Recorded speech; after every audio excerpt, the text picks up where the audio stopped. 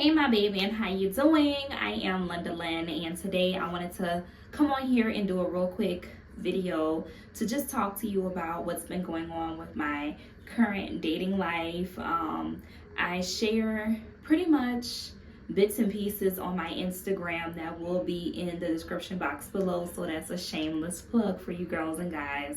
Anywho, so a lot of you already know that I am divorced. I've been happily divorced since October of last year, and this video is being filmed in 2023, so that was October of 2022.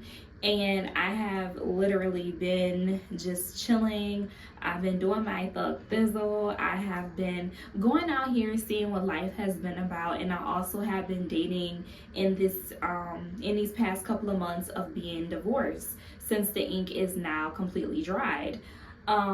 So my whole ideology on dating right now has been what your girl Lotto been saying in that song, Put It on the Flow.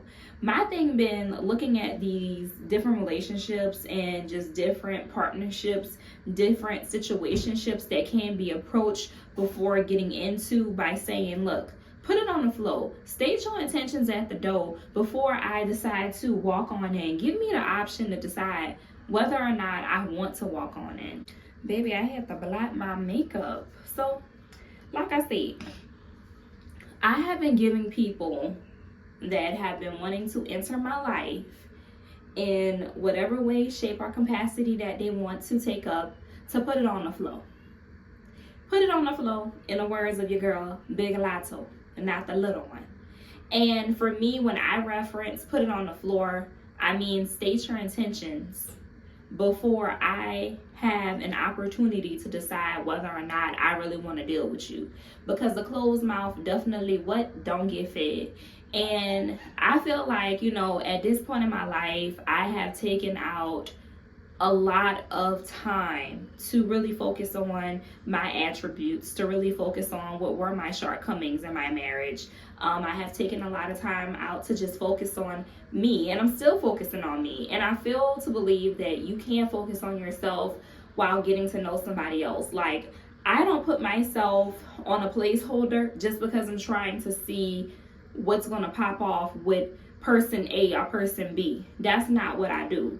When I'm out here, that's what I like to say, when I'm out here, going on dates and such, I'm really out here dating with pure intentions. And when I say pure intentions, I'm dating people who actually are going to put it on the floor, who are going to be honest. If you coming towards me for marriage, you're coming towards me because you want to court properly, you're coming towards me because you are healed, or you feel like you have done the work to be healed enough, and you can understand where your wounds may still be a little bit raw, we can talk. But if you're coming my direction and you are not very much so self-aware, you're not emotionally available to yourself first, then we can't work on nothing. We can't establish anything. We can't be nothing. We can't even be friends, because the whole standpoint for me this year is I want to have people in my life that are able and are capable to keep it real with themselves first.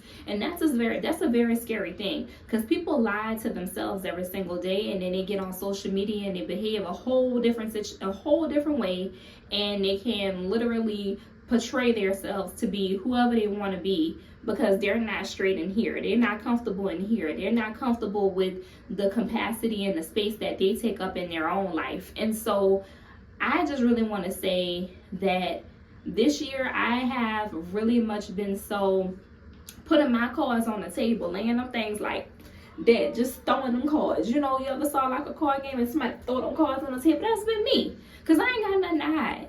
I ain't got nothing to hide. And no, you can't decipher whether or not someone is hiding something from you right then and there.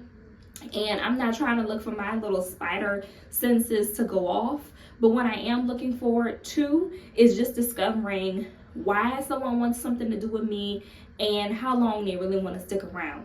Because once I be feeling like, okay, this ain't gonna really go nowhere, this ain't really got potential to grow, I'm not about to sit up there and question it. I'm gonna just leave it alone. I'm not gonna give no energy to it, and I'm not going to entertain it. So this is a year of putting it on the floor. You know, I'm so glad the song is out and everybody like, rip me out the plastic, I've been acting brand new. I'm happy about that, because we all deserve to be able to have that momentum behind us that people can tell we are a force to be reckoned with, and it's up to them to decide whether or not they want to step up and step out and have something to do with you or not. I love it. You know what I'm saying? I really, really do.